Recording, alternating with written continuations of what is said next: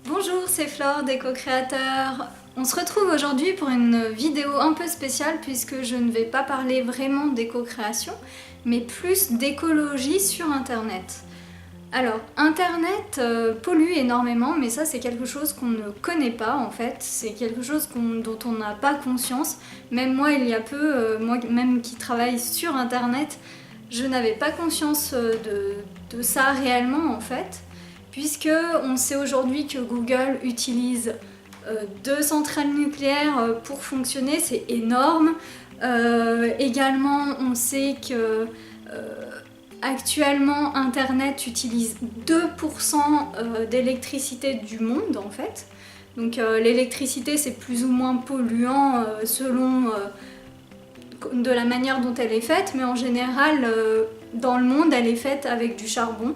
Donc c'est énormément de CO2. Donc Google utilise ce genre de centrale.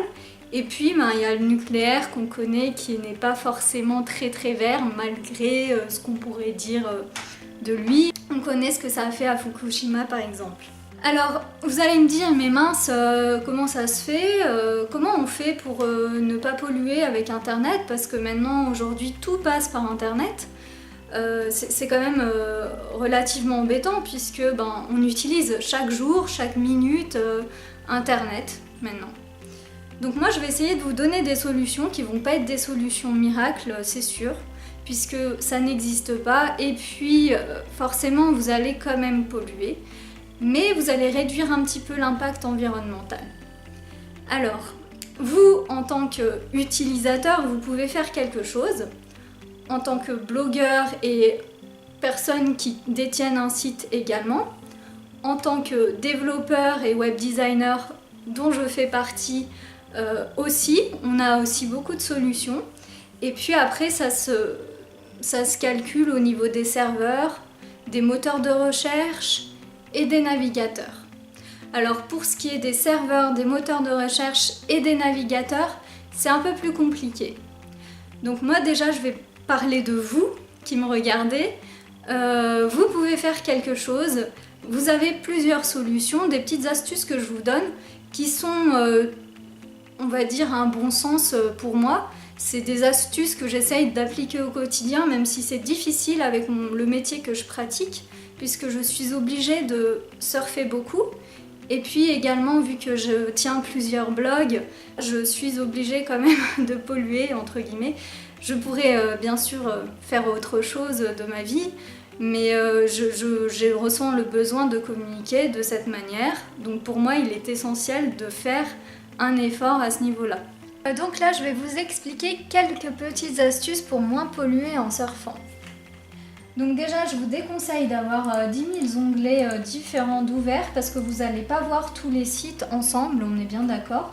À part si vous avez vraiment besoin de passer d'un onglet à un autre pour je ne sais quoi, vraiment fermez-les. Utilisez vraiment ceux dont vous avez besoin. Surtout les sites comme les mails ou bien Facebook, etc. C'est des connexions permanentes au serveur, donc ça pollue encore plus et c'est vraiment pas nécessaire, vraiment. Donc je vous déconseille de faire ça. Pour les mails, vous allez vous désabonner aux newsletters dont vous en fichez, donc là vous allez vous marrer un petit peu. Donc c'est Jib-Jab par exemple, je m'en fiche de leur newsletter, franchement ils m'ennuient. Et donc ils sont obligés par la loi de mettre un onglet se désabonner, donc je me désabonne. Il faut faire ça pour toutes les newsletters dont vous ne servez pas. Et ce qu'il faut savoir, c'est que c'est souvent vous qui vous inscrivez aux newsletters, donc déjà essayez de ne pas vous inscrire ou mettre votre mail n'importe où pour éviter d'avoir 10 000 newsletters. Si vous mettez une pièce jointe, essayez de faire en sorte qu'elle soit pas trop lourde ou bien qu'elle soit nécessaire surtout. Mais moi ce que je vous conseille, c'est quand même de l'envoyer par le biais de WeTransfer. Alors je sais pas s'ils sont vraiment écolos. Ce qui est bien, c'est qu'ils gardent dans un temps limité en fait tout ce que vous allez mettre. Donc ça sera pendant une semaine et après ils vont le supprimer. Donc la personne sera obligée de le télécharger sur son ordinateur une fois ou deux, enfin pendant la semaine, et après elle pourra plus. Donc elle a intérêt à le faire, et au moins ça utilise pas de place sur un serveur en fait. Donc ça utilisera de la place sur votre ordinateur, point. Alors que quand c'est des fichiers par mail, le problème c'est que ça reste dans les mails, donc ça prend de la place sur des serveurs. Ce que j'apprécie aussi grandement sur WeTransfer, c'est qu'on peut mettre des fichiers très très lourds et ce gratuitement. Il y a également une autre astuce selon moi, c'est AdBlock. AdBlock qui permet de bloquer en fait les publicités. C'est gratuit, vous pouvez le télécharger, je sais pas où, mais vous le téléchargez en fait. Je vous mets le lien dans l'article. Donc maintenant que vous avez vu les petites astuces que je vous ai montrées sur mon ordinateur que vous pouvez effectuer vous-même chez vous chaque jour, voici une autre astuce pour les détenteurs de smartphones qui sont en permanence connectés.